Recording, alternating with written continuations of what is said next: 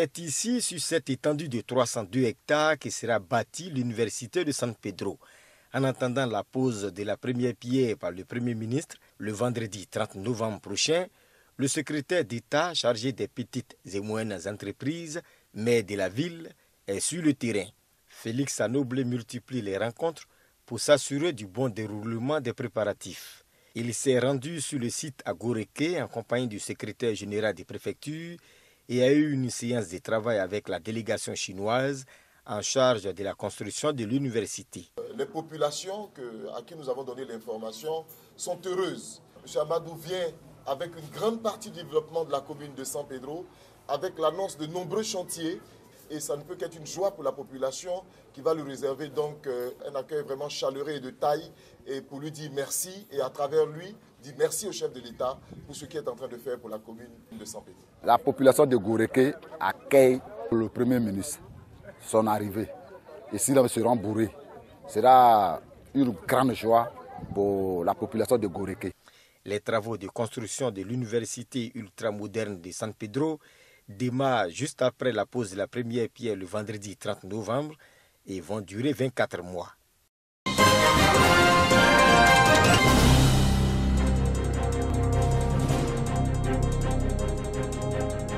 « 4200 lampes à basse consommation distribuées aux ménages de la commune de Bouaké. Des ampoules de 11 watts pour réduire les charges électriques dans le règlement des factures d'électricité. Ce projet a été initié par la mairie de Bouaké et Bouaké Ville Verte, coopération décentralisée Boviv CD, financée par l'Union européenne. Ce que bon nombre de foyers ignorent, c'est qu'il existe des habitudes qui aident à réduire les coûts des factures d'électricité. Parmi elles se trouve l'usage des ampoules économiques.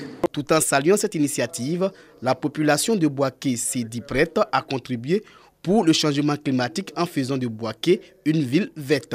Cette action qui a été posée aujourd'hui vient soulager en tout cas nos populations. Cette opération de distribution gratuite des lampes à basse consommation va s'étendre à tous les quartiers de la commune de Bouaké sur tout le mois de décembre.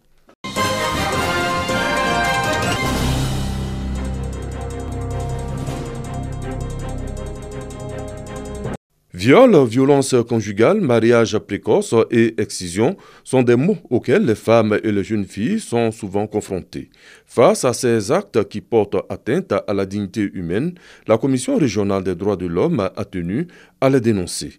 D'où le sens de cette marche pacifique des groupements féminins à travers la ville de Bouaké.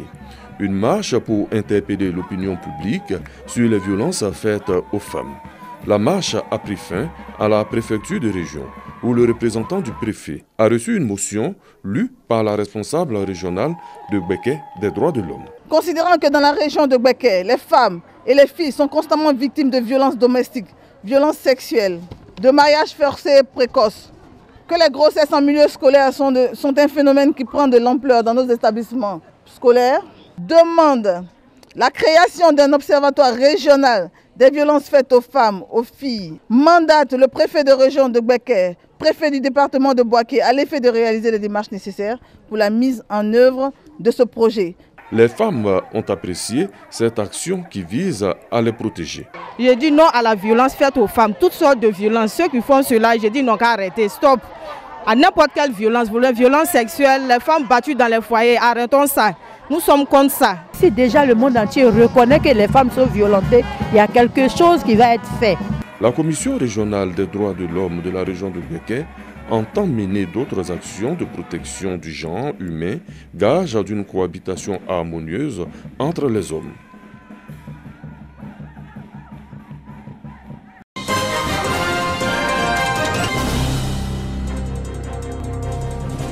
Intégration de la culture entrepreneuriale dans le système scolaire ivoirien.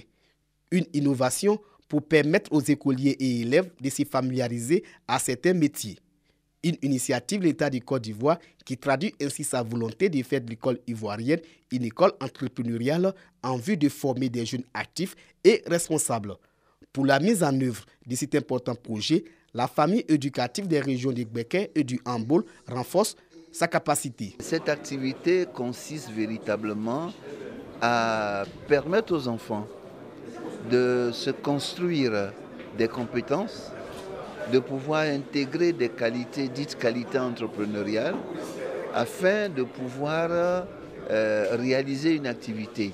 Les directeurs régionaux de l'éducation nationale, les chefs d'établissement, les inspecteurs de l'enseignement du préscolaire et du primaire, les COGES, ont reçu les rudiments nécessaires pour la formation des tout-petits en entrepreneuriat. Il faudrait un changement de mentalité et apprendre à s'auto-employer soi-même, à créer des entreprises. C'est une formation qui va au-delà de l'école ivoirienne. C'est tous les Ivoiriens qui doivent s'approprier cette notion d'entrepreneuriat. Le projet de l'entrepreneuriat en milieu scolaire prend en compte les métiers d'élevage, couture, plomberie, peinture, bâtiment. L'atelier de renforcement des capacités a démarré le 19 novembre dernier et prend fin le 7 décembre prochain.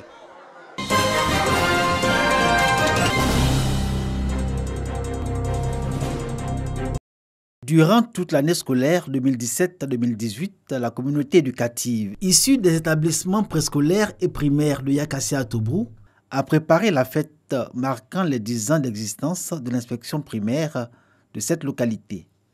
C'est par une conférence autour du thème « Droits et devoirs du fonctionnaire » que les festivités ont démarré. La directrice régionale de la fonction publique de la ME a instruit les instituteurs, les institutrices et leurs encadreurs pédagogiques sur l'exigence à ne pas perdre de vue que si le fonctionnaire a des droits et devoirs, il doit surtout bien faire son devoir et ne pas abuser de ses droits. Clin d'œil aux grèves qui ont ébranlé l'école ces derniers mois. Et pour son bon fonctionnement et redorer le blason de l'école, la communauté éducative de la région de la ME a été invitée à s'approprier le thème de l'année scolaire 2018-2019, civisme et engagement de tous pour une école de qualité.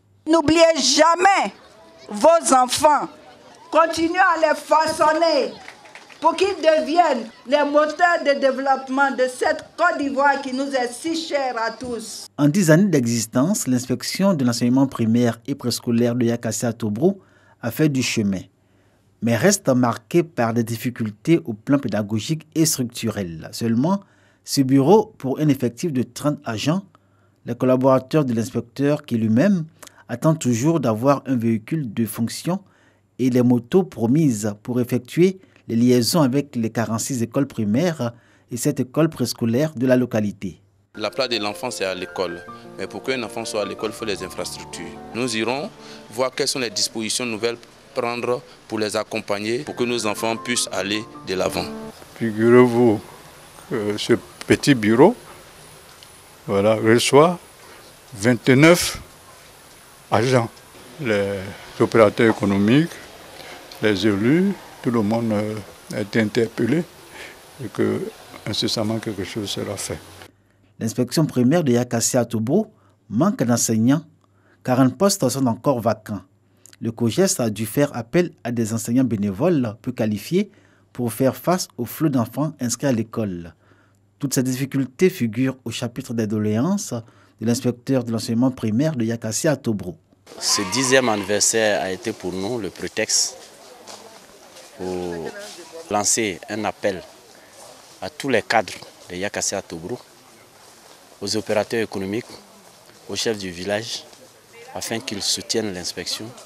Nous envoyons des enseignants dans certaines localités qui nous reviennent parce qu'ils n'ont pas eu de logement. Ça, c'est difficile.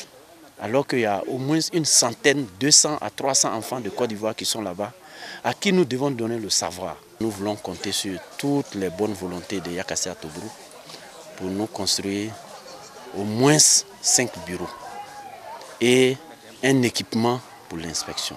Malgré les difficultés du quotidien, les instituteurs et institutrices de Yakassia à Tobrou ne rechignent pas à la tâche. 7 d'entre eux, admis à la retraite, ont été célébrés. 7 autres personnes qui se sont illustrées en termes d'aide et de soutien à l'école dans la localité ont reçu la reconnaissance de la communauté. Passé la fête des 10 ans de son existence et malgré les difficultés, le défi majeur de l'inspection primaire de Yakassia à Tobrou demeure l'excellence.